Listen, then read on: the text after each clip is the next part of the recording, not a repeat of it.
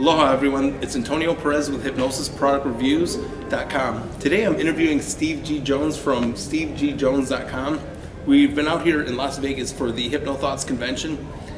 Now Steve, what's been your view of the convention? It's been awesome. I mean, it's my first time coming to it. Of course, it's only their second year, but I met Scott and Richard, great guys, both Richard Nongard and Richard Clark. A lot of Richards here. It's been a really good, non-discriminatory, widespread buffet of just hypnosis stuff that's going on. Oh yeah. The one thing I like about this conference is it's people of all skill levels. Yep. You have a lot of people here that aren't even hypnotists. They're more, a lot of mentalists here. Saw a great class with Jeff McBride on magic and hypnosis. Saw one class about mentalism, and it all works together. One thing that I like about this, people call it hypnosis community. This conference gave it more of a feeling of a family. Yeah. There's people, like I've talked to you for probably like 3-4 years, and when you finally get to meet somebody, it's kind of cool. It's almost like an old family reunion. It is, and there are a lot of things that are difficult to do because we get so caught up in email and Facebook communication, but it's really hard to establish that real human connection unless it's in person. So this helps bridge that gap. Now, you were telling me that you moved out to Vegas. How long ago was that? March 1st of last year. Now, if you don't mind me asking, why did you decide to come out to Vegas?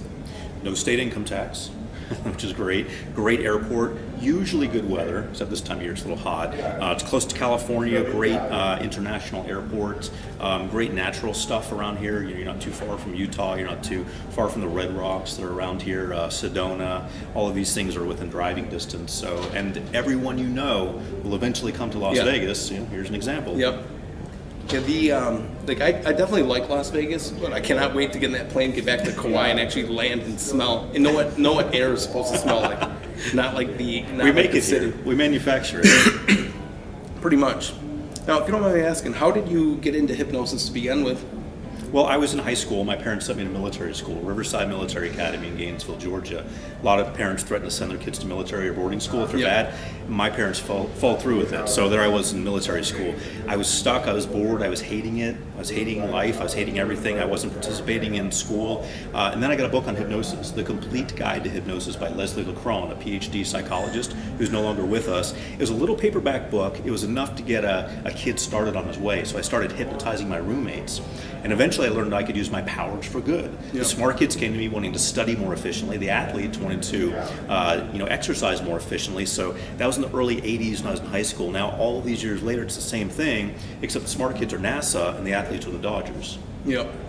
Now, the one thing that I've seen in the hypnosis community, family, whatever you want to call it, is there's quite a few hypnotists that aren't making really good money. You're on I would say, an elite level. There's a couple people that do really well. What do you think separates the people they're barely making it by and the people that are making at least a decent living with hypnosis? Well, one thing I've noticed at the conference here is that a lot of hypnotists are where I was 15 years ago when I had my office in Beverly Hills. I was seeing clients. I was charging maybe $250 for the first 2-hour session. It was before I raised my rates, before I had a lot of products online. Cassette tapes weren't really cutting it. So once I started producing CDs and then MP3s and marketing them online, and then doing affiliate marketing, that's what separated me financially from a beginning hypnotherapist. Now, if there's anything wrong with that, if you still love seeing clients one-on-one, never stop that if you love it, but you've got to get online and get in with online marketing if you want to make that quantum leap. Oh yeah, by far, that's the one thing I wanted to ask you about. About a year ago, I think it was right after this conference, I started working on building a private practice. Then I realized that since we get paid for our time, if I get sick, I'm screwed. I can't make any money if I can't see clients for a week, 2 weeks, a month at a time. So I started getting into some online marketing. I'm not going to say what the niche for all the Brits. I'm not going to say what it is, but it's a relationship market. And I found that the 3 top markets to be in are either health, relationships, or finance. Yep. Now, with the affiliate marketing, what tips could you give to people that want the hypnotists and change workers that want to get into affiliate marketing or internet marketing? hypnotherapists want to get into it. I would, for us, it's been wealth products, and we do something with Joe Vitale, for example. I've got the Wealth Trigger 360 coming out soon. We did the Wealth Trigger 1, Wealth Trigger Reloaded, Wealth Trigger 360. People get a return on investment. That's why the internet marketing world makes so much money, because they're selling products on how to make money online. We don't really have that in the personal development space, the PD space as we call it. So the way to bridge that gap is to teach people about their possibilities. How can you manifest wealth in a realistic way? How can you make it happen? So for us, that's been the best, and that's really what I suggest if you want. If money is your thing, if you're after making money, then that's fine. For me, I'm not after making money. After appearing on The Millionaire Matchmaker, people started looking at me as the millionaire hypnotherapist. So our product line naturally got skewed that way because people were wanting that from me. No, actually, I told you I met what's her name, Patty Stanger. She was on vacation 2 months ago. No, about half a year ago. She was telling me. I think she was telling me you guys are working. I think you're working on a project, aren't you? Yeah, well, we have Attracting a Soulmate that we do with Joe Vitale, and then Patty and I are currently working on a certification product where we're going to certify people for wealth creation, sort of like Joe and I did the Law of Attraction certification. Yep. Patty and I are going to do something similar to that, and then we also have other things in the works with Patty. Another product with Patty and Joe in the works that's also financial related. So Patty's been wonderful because she's a great person and she's fun to work with, and she's always got ideas, and she's like a kid. She's always excited about the next thing we're doing. So you gotta have that enthusiasm and excitement. Yeah. So I found out there was one niche I wanted to go into. I think it was something about helping stay at home or work at home moms get into affiliate marketing and whatnot. I had no passion for it. Absolutely, no.